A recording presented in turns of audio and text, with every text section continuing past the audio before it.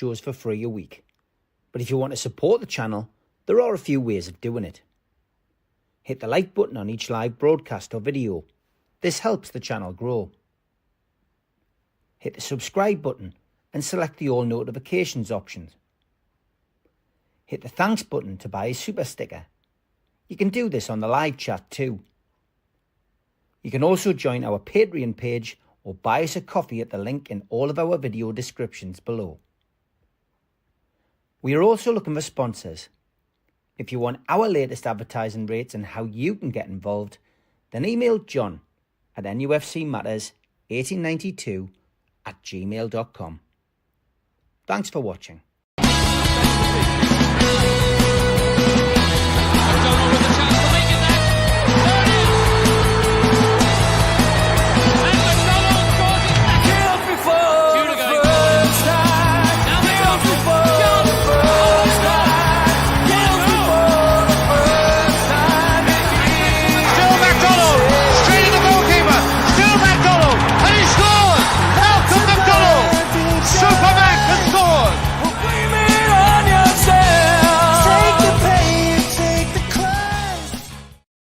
Good evening, welcome along to NUFC Matters. It is the Supermac and Gibbo show. How are you, lads?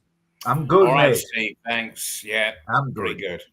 Good stuff. Good to see you. 2 games we've played since we last met. A 4-1 win at Everton, finally getting that jinx off our backs at the new Hill Dickinson Stadium. And then a 2-2 draw against Spurs at home, snatching a win away from us in the dying embers of the game. Something that we've become accustomed to, John, I guess, at SJP. But 4 points out of those 2 games, 7 points out of a tricky spell of 3 games, which, 7 points out of 9. I would have took that beforehand. I guess it's just the manner in which it came, John? Yeah, and Steve, if you're playing catch-up, and we've used the phrase a lot, and we are, we needed to beat Spurs. You look at the league table, we're in the bottom half of the table. Now, this side should be not in the top half, but in the top 7. I would suggest this team should be in. And we're not. And that's mainly because of their away record with 1-6 on the bounce at home. So, with hindsight, you're going to get a hiccup. You think you kind of keep winning with 1-6 on the trot. But to have got, Everton was fabulous. And it gave us that big lift for Spurs.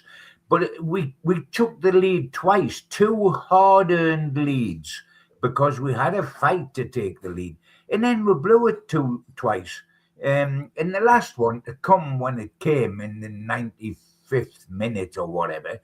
For the 3rd time this season, we've dropped points at home at the death, which is absolutely awful. And the way that goal come, without dwelling too long, Steve, though, you think of the goal, the last goal, 95th minute. First of all, Ramsdale has a very poor punch when he should have shifted it, and he punched it very weakly. The guy then does an overhead bicycle kick, but he catches it with his shin, not with his boot. So it's bobbling. And it first of all, it passes Schar, then it goes through Chow's legs, then it passes Burn, and then the goalkeeper, Ramsdale, goes down late like a chimney that's been felled, and the ball's in the back of the net. We had 4 chances to clear it before it hit the back of the net. And that is poor. That is not a Champions League defending. That's amateurish. It really is amateurish.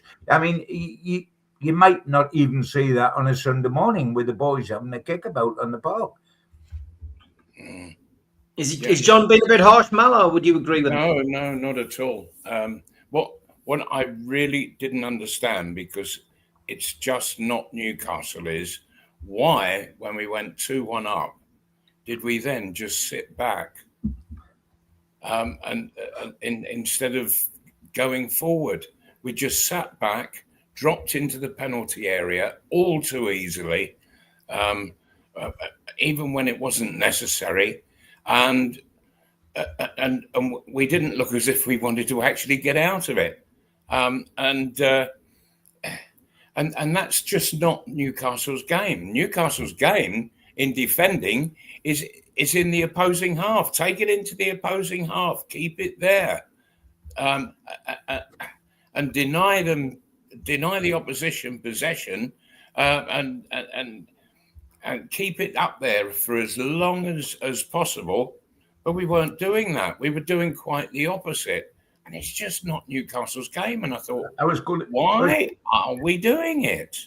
I say, Malcolm, we looked Spursy. Instead of Tottenham looking Spursy, we looked Spursy in giving it away at the end. And I thought it was such a shame because we'd worked so, to try to get the balance right and not be all negative. We'd worked so hard to get the lead twice. Yes. And we'd really worked hard. And Bruno's first goal was fabulous. The way he opened his body and shot into it was absolutely great strike.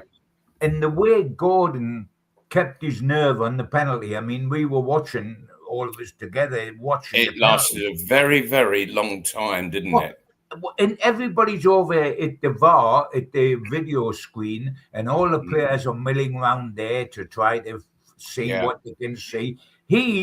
I looked into the penalty area. He stood in the Spurs penalty area on his own with the ball under his arm, with the ball, ready to take the kick. Yeah. And then when the kick was given, their goalkeeper come and stood on the penalty spot rather than in his goal to delay it a little bit longer and make Gordon even more twitchy, and he just buried it. And yes, it was a controversial penalty because. And I don't know what to make of it because it's a penalty. The guy was never looking at the ball. The guy was just wanting to wrestle Dan Burn to the ground. But we should have and that's crucial, isn't it? That where were they looking? Oh yes, he wasn't looking at the free kick or anything. That tells you what was in their head, what they were thinking. But I mean, that really, when you see that sort of thing in the penalty area, we could get 4 penalties a game if they were given, and they ought to be given because there was a penalty, but we could get 4 penalties in a game, or you get none in a game. So it was controversial that way. But when you saw it, the guy just stood with his back to the free kick, just trying to nail Big Dan Burn. But the penalty was taken brilliant. The finish of Bruno was brilliant. I mean, Bruno was livid at the end. I mean, he was absolutely livid. And he had a good right to be, because I thought he'd come on and made a big difference in the second half. He gave us something extra. He's finishing well these days. And it was just for me, Steve, it left a bad taste in the mouth because I thought we'd done so much towards winning and we needed it so much. I mean, you look at the league table. I mean, we're not used to having to look so far down the league table to find Newcastle, and it's almost Christmas. Such a tight league, though. It's such a tight league, and anybody can beat anybody. And well, why don't we keep beating them then? The 4-1 win. The 4-1 win at Everton was a great result, Mal. To go away to any team and score 4 goals is great. But I mean, it's a good performance. We've waited a long time for it. But do you think the away form is turning now, Malcolm, after that result? Do you think Newcastle can build on that? I mean, getting away from the fact that we surrendered 3 points against Spurs, that's a 2-1 win against Man City, a 4-1 win against Everton, a 2-2 draw against Tottenham. It's a run of games. We've won, we're unbeaten in those 3 Premier League games, Mal. Yeah, and the victories should be stirring the players up. And at Everton,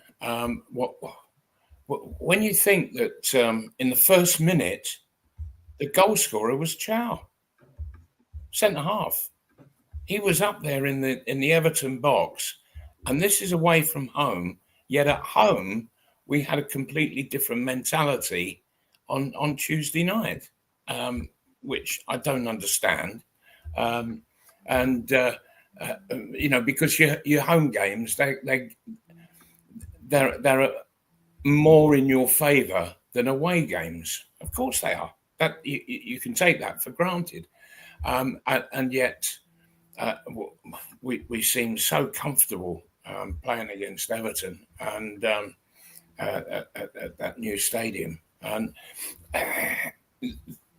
the way in which we were getting forward was an absolute joy. the two wide men were absolutely terrific that afternoon. They were terrific, and Voldemada, he was doing well on the ball. That he's not. We've got to remember he's not a centre forward. That he prefers to play a bit deeper. But he's doing us a big favour at the moment. And Everton, you know, who had just won in Manchester United with 10 men. Yes. They then come back and won at Bournemouth. That's right. When we were playing Spurs. They've been going well, John. Yeah. So that was a terrific result. And I mean, if I seem a bit harsh and you know, regarding Spurs, it's because I care, and because when you look at the Premier League table, it's called the telltale table because it tells a tale. And the tale it tells is that over the whole season so far, we are about 15th or something. Now, it doesn't matter if it's tight or not. We shouldn't be. And Steve, you know, I'm ambitious just because it's us and we should be ambitious and we need to be. I look at Aston Villa. They started the season horrendously. They couldn't buy a goal, never mind the win. They couldn't score a goal. The atmosphere within the club, I know because I know people down there, was horrendous because they felt let down by the board and they'd had a bad summer in the transfer market, and it all looked as if it's gone pear-shaped. They've suddenly won 8 out of 9, and that's their top, you know. Aston Villa. Now, you know, that sticks in my throat because I'm not a Villa fan and I'm a big Newcastle fan. And because Emery didn't come to us and he went to them, I'm not enamored by them. But I mean, you know, if you're not ambitious, I'm defending myself with that, I guess. If you're not ambitious, then you get nowhere. Shy Ben's getting out. And if you set a low bar, then your results are low. You've got to set a high bar to really get some sort of response. And there's no getting away from the fact league results have been disappointing. Champions League haven't been, although we lost to Marseille, and we're in the quarterfinals of the League Cup yet again for the 4th successive year. So there's plenty going for us. But I want to see our league form take a big rise. And of course, to do that, and to nip up the table, we've got to beat Burnley, which we will, and then we've got to beat some team over there who's 12 miles down the road. I forget what they're called, but we've got to beat them as well. Certainly have. Obviously, the positive news to come out of this week is that Johan Wissa had played a behind doors match, 11 against 11. He's done it again this week, so he has come through unscathed. He's not going to the African Cup of Nations. Malcolm, Congo haven't picked him, and he's going to be, by all accounts, available for the match at the weekend. So we are finally going to see Johan Wissa in a black and white shirt, Mal. Looking forward to it. Well, I can't see him starting the game. He won't start. Far too long. No. Bring him on for maybe the last 15 minutes if the game is open to it. But if Newcastle are chasing something late on in the last 15 minutes, then no, don't bring him on. We need the points more than getting Wissa fit. So that's what the exercise would be. He's got a long way to go to get up to the necessary. Well, he has, Malcolm, because he didn't have a pre-season, mate, did he? That's right. He didn't have pre-season. Having said that, I mean, if we don't see him against Burnley, certain Bayer Leverkusen or Sunderland is definite. That he'll make the bench, I mean. But also, when you think about it, Voldemada's had to play so many games, he rarely plays the whole 90 minutes, does he? He gets subbed. Yeah. And that's when Wissa would come on, when he gets subbed. Instead of playing without a centre-forward when Voldemada goes off, we would have Wissa. And we've got to get him back into things. He scored 19 goals last season. He's an orthodox type centre-forward, which Voldemada isn't. So he will be a huge help, especially as Asula is not batting for us. So we need research to be back. And that is massive news. I'm just keeping my fingers and toes crossed that we don't get, we're going to get some help at centre forward. I'm keeping my fingers and toes crossed that we don't get caught in goal, because with Pope injured, we've only got Ramsdale. I mean, otherwise it's Woody, who's 39 and who's more of a coach and a tub thumper now than a player, is the cover. And then when we go to Bayer Leverkusen next week, it's two of the academy kids will have to be the cover keepers, because Ruddy is not on the Champions League list. We submitted to UEFA. So we're worried then. And by the way, lads, without getting too depressing, I was unimpressed by Ramsdale on the other night. Were you? Why? Why? Well, because what did he do? I mean, he wasn't under any pressure against Everton. And by the way, I've been a Ramsdale fan when he was at Arsenal in England, and I was pushing for him to replace Pope. But I mean, sure. But he did.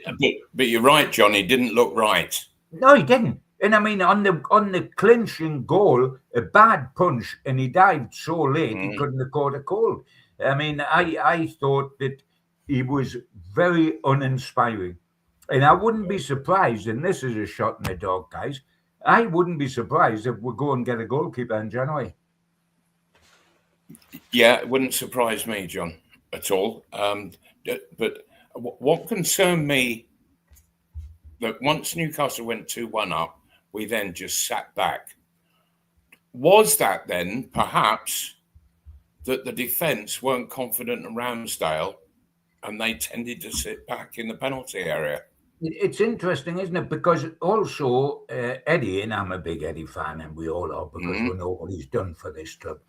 But at the end, Eddie signalled the way we were going to play out time by being ultra defensive. He took Miley off and put Schar on, if you remember. Yeah, that's right. He took a midfielder off and put a centre half on. Yeah. And in other words, he was saying, what we have, we hold. We're 2-1 out. We're going to see this out, and we've got 3 points. Sure. But if it had worked, he would have been a genius. You're right, John. But can I just say that it's no good doing it on the edge of his 6-yard box? Oh, absolutely. Do it outside of your penalty area, for heaven's sake. Absolutely. Yeah. We just sat back and waited for them to come on to us in the penalty area. At the death, we defended far too deeply, Malcolm, too deep, which is inviting us to get through 9 minutes, which is what it was of when he put the time up, invited them to attack us relentlessly for 9 minutes and see if we could hold it. But that's never the way to see time out, John. Look, when you're looking after a 1-goal lead late in the game, where to take the ball is into the corners of the opposing penalty of the opposing half. And I've got to say, Malcolm, you take it, not sit 8 players sitting back in the penalty area, for heaven's sake. I've got to say, it's asking for trouble. I've had a go at Ramsdale over the equaliser, and I do think he left a lot to be desired. The punch was awful, but when he dived late on the actual overhead kick, there was that many people in his 6-yard box. I don't think he could see it till the last minute. Yeah. I mean, as I said, it went past Schar, it went through the legs of Chow, and then it went past Burn. And I think by the time it got through all those bodies, he saw it very late, and he dived late, which didn't make it look good. But he had too many bodies in front of him. Sure, but it just seemed that we were absolutely happy to drop back onto the keeper's toes. And when it went out of the area, leading up to the goal, it went out of the area. Nobody pushed up at all. Nobody looked to close it down, and Spurs were just able to knock it back into the penalty area to feet, get turned, run at defenders, and I thought, we're just asking for trouble here. and I couldn't understand why we suddenly look to play that way. It just is not and has not been the style of Newcastle United in that situation, that we've looked to go up the pitch and into and take it to the corners. And that's the way to do it. Dave's made a very good point that's on screen there, and I know these facts are correct. Spurs had 2 shots on goal and scored 2 goals.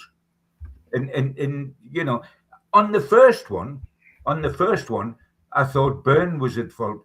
The fella just got across Burn and put the ball in the net. He just went and he looked a bit lost. Yes, when that happened. You know, but to have two attempts that on goal and score both times and get a draw, that's awful. That's awful. Very, very questionable. I agree. What I thought Spurs were quite collectively organised, and they were knocking it about quite nicely, but not taking it anywhere. And it wasn't really until late on, when Newcastle dropped right off, that it just was an open invitation for Spurs then to get into Newcastle's penalty area. And it was as if Newcastle sent them invitations. Oh, come in, you're welcome. It's an open house. You know, I for the life of me didn't understand it at all. It's not the way to play the last few minutes when you're a goal up. And what you do is you defend right up at the other end of the pitch. Yeah, got a good goalkeeper, says Illy. I mean, Trafford was linked, of course, in the summer, and John, it looks as if Trafford's been linked. It looks like he's been linked again. I mean, Trafford, once we've tried, we got a knock back. Twice we tried, no good. He goes to Man City. Is it third time lucky, John? Do you think? Well, even if it is, will we be lucky? I mean, I'm a little bit concerned. I'm not certain, and it's because I haven't seen enough of him, so I'm not having a go. But I'm not certain he's the answer. He's a Ben who, when he played it, that's 2 things bother me. First of all, he's a Ben, and when he last played in the Premier League, which is the season before last with Burnley, he was that shell-shocked. They had it by letting goals in. They were relegated that season, of course, that he had to be taken out the team. And so he didn't finish in the team. And now, here's another thing. Who knows him better than Pep? Because he grew up with Man City before he went to Burnley. Pep took him back. But you've noticed Pep still signed the Italian to keep goal. And that's why Trafford wants to go. Because he signed the Italian boy that's in goal now. So does Pep think he's ready for the Premier League, or does he think? Do you not think that he signed him at a time when he had actually had time to look to see Trafford play and go, he's not ready yet, or he's not? He didn't reckon he was good enough, and he deliberately got a keeper in to replace Trafford. But I mean, this is just having signed him before the kid did out wrong. He went out and got the Italian boy. But what I'm thinking is, I think he saw Trafford as somebody for the future rather than somebody for now. If he comes to us, he's got to put pressure on Pope and possibly take over from Pope. I would rather go and get an experienced goalkeeper who's top notch and plug that defence there, rather than risk a boy. I would take Trafford to sit as number 2 and learn it and possibly go in. But I think we need a number 1 goalkeeper. I think we need a number 1 goalkeeper. I think the Man City thing, I just wonder whether it's a financial thing, whether Man City have realised that they've got a buyback clause, they can get him for cheap, and because Newcastle are after him, they can sell him to the highest bidder. They know Newcastle were willing to pay a decent price. Maybe it's another, maybe it's just me being a bit cynical, but maybe it's the Man City just trying to keep us in our place again. They want that keeper, did they? Let's get him back here, and if they want him, they can pay a price. But you're not going to be able to cash in on him when he's never playing. Yeah, true. He's not playing. I mean, he's sitting there idle. I mean, he may as well be on the tractor on his dad's farm in Cumbria. Is down at Man City at the moment. I mean, I think we need a good goalkeeper. And I'm not having a go at Pope. I'm not having a go at Ramsey. But it depends how ambitious we are. If we are ambitious to be a Champions League side regularly and to win trophies domestically regularly, having won one last season, then we've got to put the bar high. You know, if you set a bar low in life, then your ambition's low. You've got to have. I mean, for me, Steve, I don't know if you saw, but did you see Hopkinson today? He did. Yeah. He had a big press thing with the press lads, with the guy who's taken over as the sport. Ross Wilson. And he had the press conference. Now, he was full of ambition. I loved him. He wasn't scared to put the bar high. He put it so high, he said we can be challenging to be the best team in the world by 2030. I mean, you know, most people pussyfoot around. They say, well, let's have a go. We might have a chance if we do the right thing. There was no messing about with him. He went bang, bang, bang, set the bar as high as it's possible to do and say that is possible to happen. He did that over the other side of the pond when he was over there. He was with Real Madrid. I've met him fleetingly. He's the most positive guy I can think. And that's a breath of fresh air to me. He's not scared. It's like when Malcolm talked about Alex Scott would tell you, the guy at Luton, Stock, would tell you what he had to do to get promotion and how many goals he scored, not because he wasn't scared of that, like other managers are.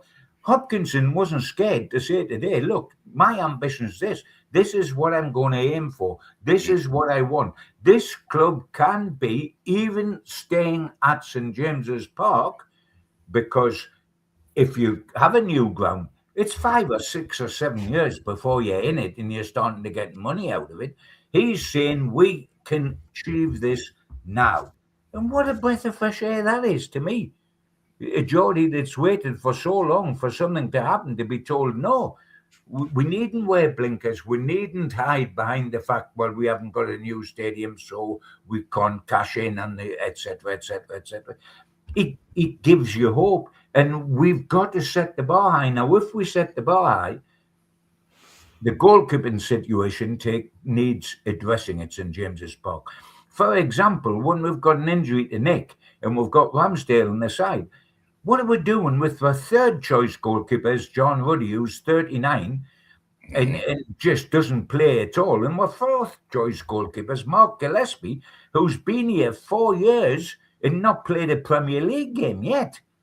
I mean, what are we doing with them two as on contract to be our third and fourth choice goalkeepers? I mean, dear God, I'm available. I used to keep goal at school, you know. I mean, I'm available if they want a fourth choice keeper. I'll sit on the bench and never play but have a nice fat contract. I only need a call from Eddie and I'm there.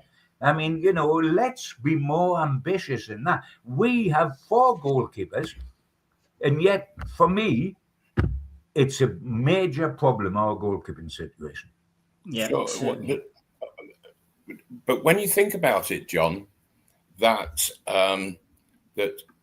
Pope, Ramsdale, Trafford, they've all been in the England squad over the past, maybe in and out, but nevertheless that they've been there, so they are ranked as sort of in the top 4 or 5 goalkeepers in this country who English goalkeepers, not foreign ones. Yes, English goalkeepers, and so what you're saying is that we look abroad. Well, yes, I think yeah, absolutely, because the best goalkeepers that we've been seeing in the Premier League, and I know they're slightly past their best now, but it was Edison at Man City and Alisson at Liverpool. I know they're past their best. Reina, who's at Arsenal, he is a good goalkeeper. You look at the English situation, and under short arms, after short arms, Pickford, you've got Henderson, who's established as a number 2. But then Thomas Tuchel doesn't know where to go. You went and saw Trafford and said, you're not playing at Man City, so you can't go to the World Cup because you're just sitting on your backside. So he threw him out and put Pope in because he was playing regularly in the Premier League. Then Pope got concussion and couldn't go with England. But Pope's still in the box seat to be the third choice goalkeeper at the World Cup finals because Tuchel's already told Trafford that Trafford won't go because if things remain they are. So in other words, that's another reason why Trafford wants to leave, because he's desperate to go to the World Cup, although he's got many more World Cups in him because he's a young man. But he wants to go, and he'll only go if he replaces the Italian in Man City, and no, he won't. Or he gets a transfer and is a first choice goalkeeper. But if he gets a transfer to Newcastle and he wants to go to the World Cup, he will be saying to Eddie Howe, if I come, are you going to play me as the number 1 automatically? Or have I got to fight for my place against Pope? And if he's got to fight for his place against Pope, it's pointless coming. From his point of view, I mean. What then, John? What do you think Everton would say if Newcastle went and said, we'll give you what you want for Pickford? Well, I think he would say no for a start because he's obsessed with the Mackhams, and he is a Mackham, and he played for the Mackhams, and he hates us, and he winds up our fans every time Everton play. And that's why our fans tucked him up down there when we won 4-1, because the second goal went through his legs. He was nutmeg. I think there's more chance of us doing the double this season by winning the Premier League and the Champions League than there is of us signing Pickford. Whilst we're on the subject of goalkeepers, I just want to send our best wishes to former goalkeeper and a man who does a lot for show racism, the red card, Shaka Hislop, who has been diagnosed with an aggressive form of prostate cancer. He's come out and made the announcement today. So, our thoughts and prayers with Shaka. Hopefully he can pull through this and fight on. But lovely guy. Oh, he's a terrific guy. I knew him well when he was goalkeeper in the Entertainers, when we finished second top, etc. Knew him ever so well. One of the nicest men in football. And I was shocked, Richard, when I heard that today. I knew there'd been a little dabble with the cancer situation a couple of years back with him, but I thought everything had cleared up. Unfortunately, it hasn't. And my thoughts are with his family and friends, but above all, my thoughts are with you, Shaka, my son. Fight on. You always were a fighter. Keep fighting, pal. Yeah. Quick ad break, back after this. A big thanks to all our sponsors, Skips and Bins. You can find them at their website, skipsandbins.com. Contact them at www.skipsandbins.com/contact. Say hello to low-cost waste disposal with pay-as-you-go and contract waste management. A big thanks to Mr. Vicky's Sauces, handmade in Cumbria. You can find them at their website, mrvickys.co.uk, email info@mrvickys.co.uk, or telephone 01768 210 102. Thanks to our fanzine sponsor, United Group Travel. There are no strangers on our tours, just friends you haven't met yet. 2-crew driver and courier, local family company, 3-star plus quality hotels and no interchanges. Hot and cold snacks and drinks available on the coach, all excursions included. Their website, unitedgrouptravel.com, email beverly.ugtl@gmail.com, telephone 01670 632 460 or 0791 666 4174. Just £30 per person deposit. Thanks to Media Arts for all the help with the technical side of things. And if you like listening to us as a podcast, you can go to Sports Social Podcast Network or to iTunes, Spotify, or other podcast providers. If you want to support the show, then hit the subscribe button. It's free. We do 7 shows a week. Hit the little thumb up under the video, which is the like button, or click share to share to your social media. You can also join the channel on YouTube by hitting the join button for as little as $1.99 a month. If you want to become an NUFC Matters member, you can go to nufcmatterspodcast.co.uk. It's a £25 one-off fee. You get your pen, you get your badge, a key ring, you get your beer mat and your fridge magnet and your membership card, nufcmatterspodcast.co.uk for that. And we have an event early next year, 13th of February 2026, an evening with Beardsley, Waddle and Gascoigne takes place at the Tyne Theatre and Opera House. To buy your tickets for that event, go to the box office 0191 243 1171 or Tyne Theatre and Opera House.uk. And don't forget, Supermac and Gibbo are back together Friday the 23rd of January, and tickets are available on voucher priced at £19. Get yourself along to the Irish Centre and support Age UK North Tyneside dementia sector. Looking forward to that. Gibbo mentioned David Hopkinson earlier, and a huge announcement today coming from various press calls, etc., that he's had. And it's about St James's Park, Malcolm, a place where you scored lots of goals. You scored a hat trick there, of course, on your home debut. But what it says, essentially, is that Newcastle are looking more towards building on St James's Park in the near future rather than going out of the area and building a new ground, wherever that may be. They're saying it's a long-term project, building a ground. You have to tick lots of boxes. You have to go through lots of bureaucracy, and it's not as easy as just waking up one morning and a ground being there. But they need to look at it. And in all instances, it's a 5-year plan, which Hopkinson seems to have come up with. We've heard about 5-year plans with football teams before under the previous owner.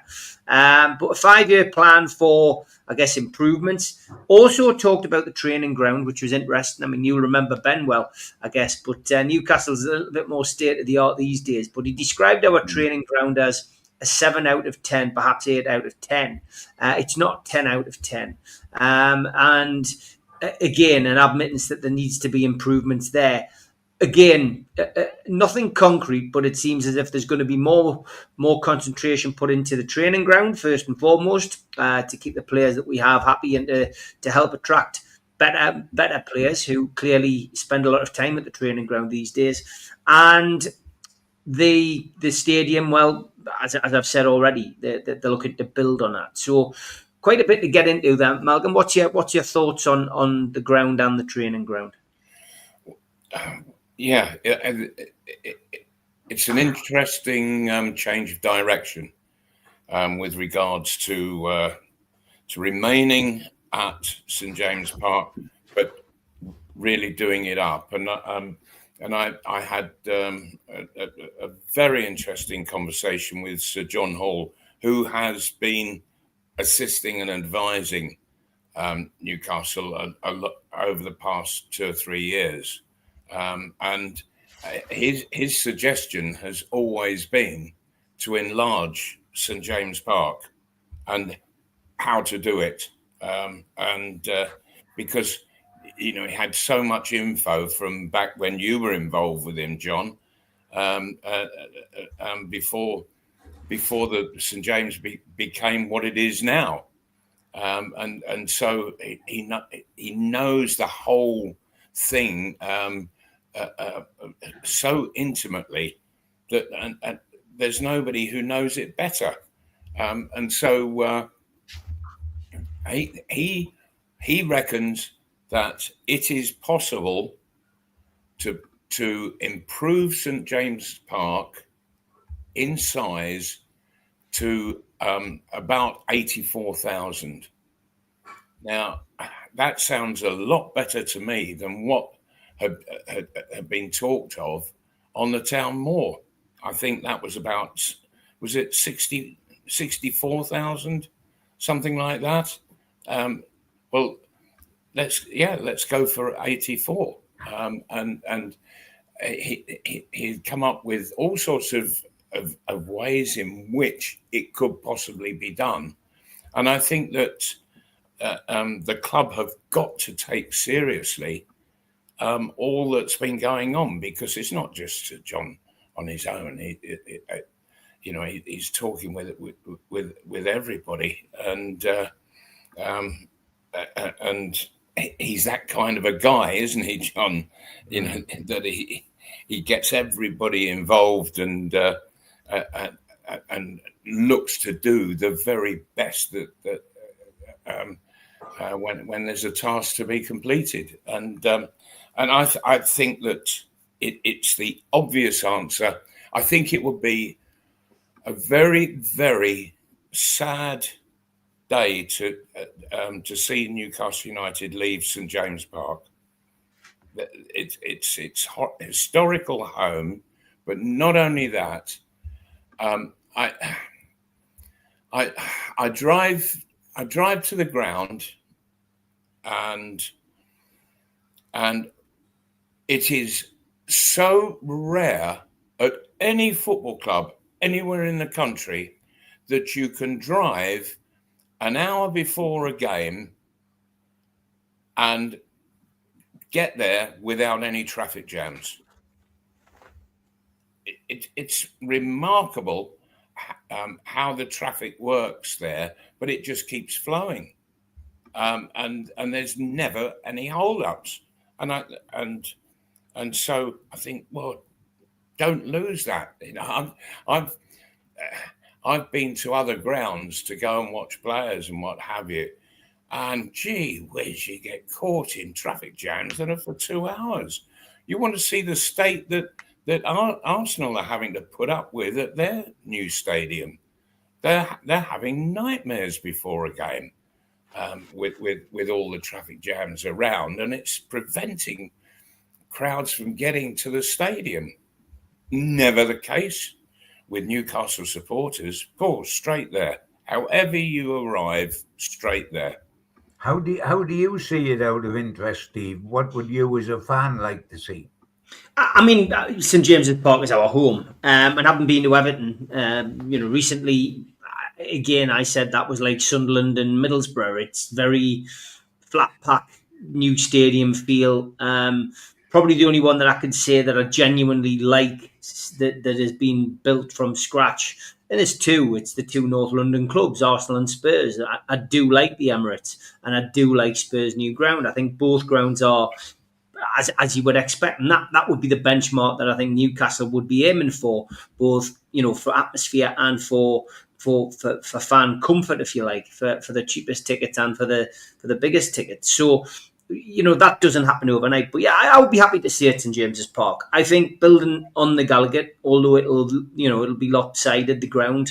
It's lopsided anyway, but it would be, an extra 6,500, 7,000 on the Gallowgate would be good to start with.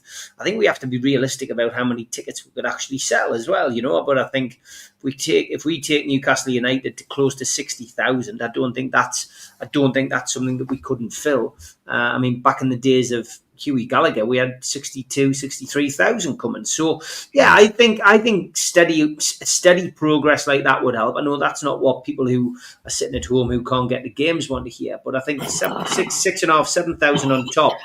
And then if there is a clamour, if Newcastle do suddenly start winning titles and competing in the Champions League, in those latter stages, and dare I say it, try to win it, then on a regular basis, I think then you would probably need to build a bigger stadium. And maybe that's something they can do. But I think the whole phrasing from Hopkinson was smart and clever today. He's done a 100-day review. He submitted his report to PIF. And he's clearly speaking with their permission after their consultation. So yeah, I think training ground and additional segments to St James's Park will do for now, and I don't think you'll see many Newcastle fans complaining about that.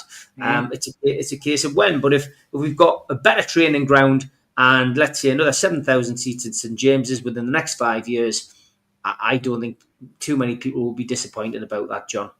No, and what I was pleased about, and I touched on it earlier in the podcast, Steve, what I was pleased about it with Hopkinson talking today was he wasn't trying to hide behind the new ground and the training ground and saying, but of course, until that's done, we can't maximize our potential. We can't get the money in we need in so that the growth of the team on the field will be stifled in the meantime. Now, 99 guys out of 100 would say that because it covers their backside and they can work and they're having it. He went out and said, no, we will continue. While this is going on, there's no reason why this club can't be built up on the field and results-wise. And I mean, he is the good thing, I think, that's coming out of all this at the moment, looking at the wider picture,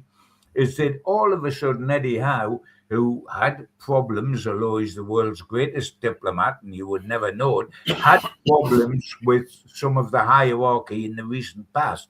I think him and the new Hopkinson, the new sporting director, and Eddie Howe are on the same page. And that's a massively important thing for Newcastle United. And I think while we look at the development of things behind the scenes, like the ground and like the training ground, we'll also see the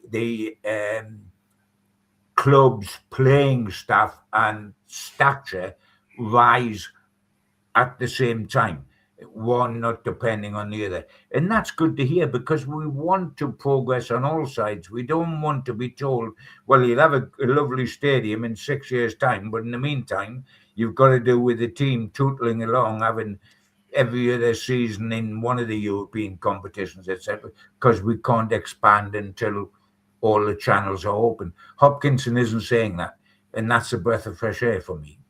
Yeah. Let's move on to just this from Tom Dixon. He says, Newcastle defender Fabian Schar has admitted he's found it hard to accept he isn't guaranteed a first team start after losing his place in the side. This came from the programme from the Spurs game the other night. It was a very honest interview. I guess, John, we should be happy that he's not happy, because that means that Eddie's got hard decisions to make, and that's going to make him even more determined to get back in the team, Fabian Schar, because he's been a great servant over these last few years. He's done fabulous for us, absolutely fabulous over all the years.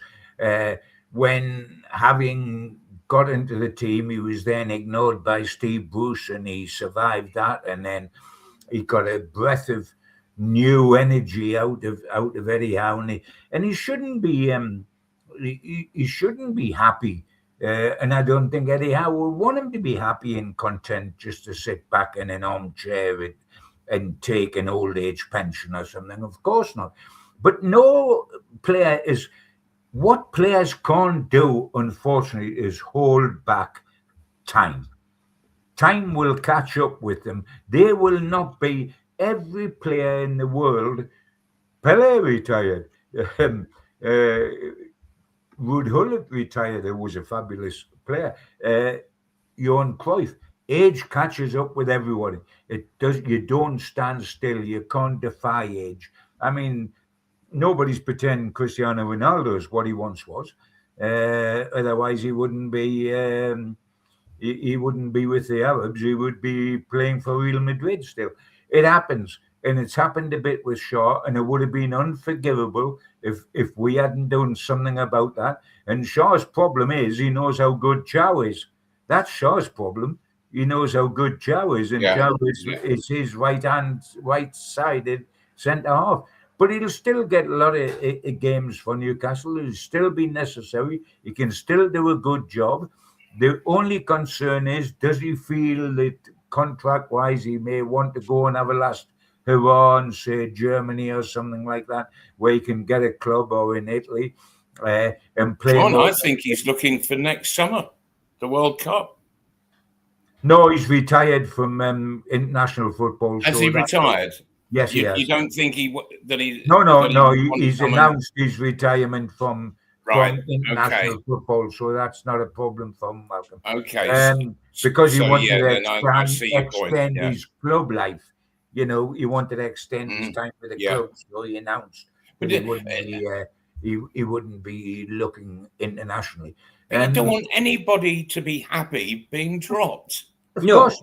You want them to be angry. You want them to come and say, and start a row with the manager, I mean, saying, what do you think you're doing, dropping me for heaven's sake? I mean, who's happy? Look, I mean, dear old Callum Wilson, who I saw Dodo in Jesmond Dean last season more often than I saw Callum Wilson.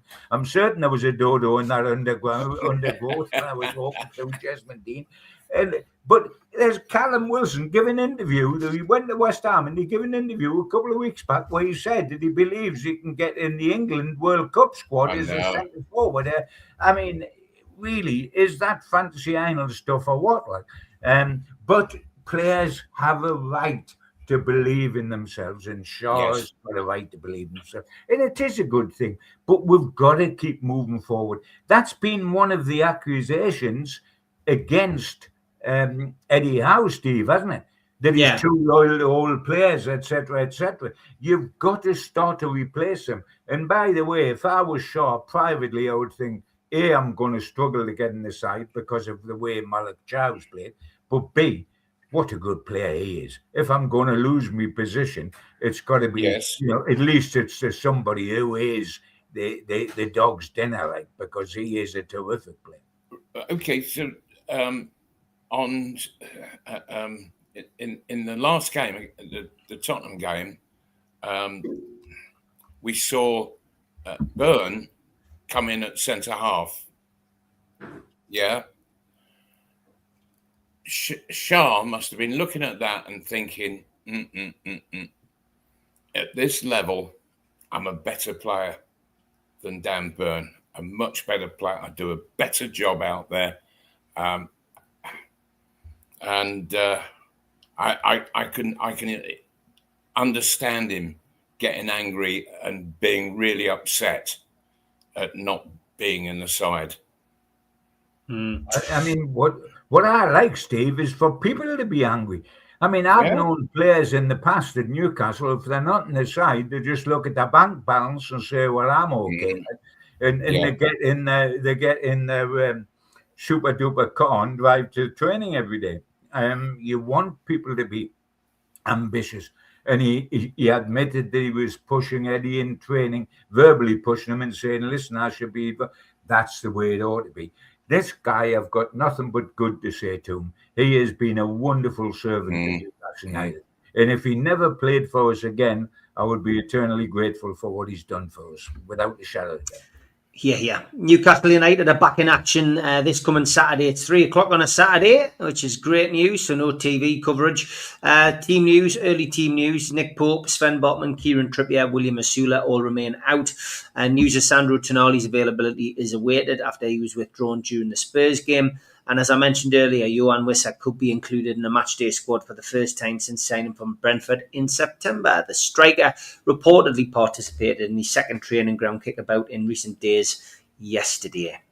Burnley team news still to follow, but the Clarets did suffer their fifth straight Premier League loss of the season on Wednesday night, beaten 1-0 at home by Crystal Palace. Away from Turf Moor, Scott Parker's side have lost 6 of their 7 Premier League games. Only points on the road to date coming, and that was a 3-2 victory at Wolves. Burnley have scored at least once in 6 of those 7 Premier League away games, managing 10 goals in the process, although they have conceded 21. That compares to Newcastle scoring 7 and conceding 9 in the same amount of away games. There's a first return to Gallagher for Martin Dubravka. It's been a goalkeeping show tonight, hasn't it? Who is an ever-present in the Premier League so far this season. Referee is Stuart Atwell. A quick return to him to St James's Park. He was in charge of the 3-1 defeat at Brentford last month after dismissing Dan Burn. And VAR is Paul Howard. Don't forget, if you're going to the game, take some change in your pocket and stick it in the food bank buckets. Jamie Rubin is matching any donations placed in the buckets at the weekend. So, John, Burnley come to St James's Park. Not out of the frying pan into the fire, more like a second chance for Newcastle, John, to put things right from that result against Spurs. Let's get 3 points in the bag and get a bit get up that table. They'll never have a better chance than this unless they were playing Wolves, who with 2 points are threatening to beat the record of Derby for the least points gained in a Premier League season. And I think they'll do that comfortably, Wolves. But I mean, Burnley, you've just give the stats. And I mean, in the 7 away games, they've let in 21 goals, for goodness sake. That's 3 a game. They've let in 3 goals a game over all their away programme this year. We'll never get a better chance if getting 3 points at home to put us back on the right track than we've got here.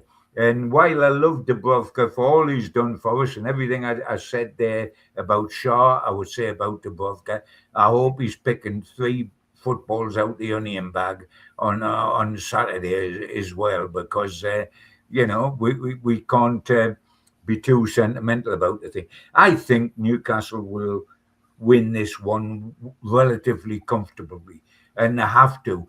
And really, there'll have been a lot of soul searching over what happened against Spurs.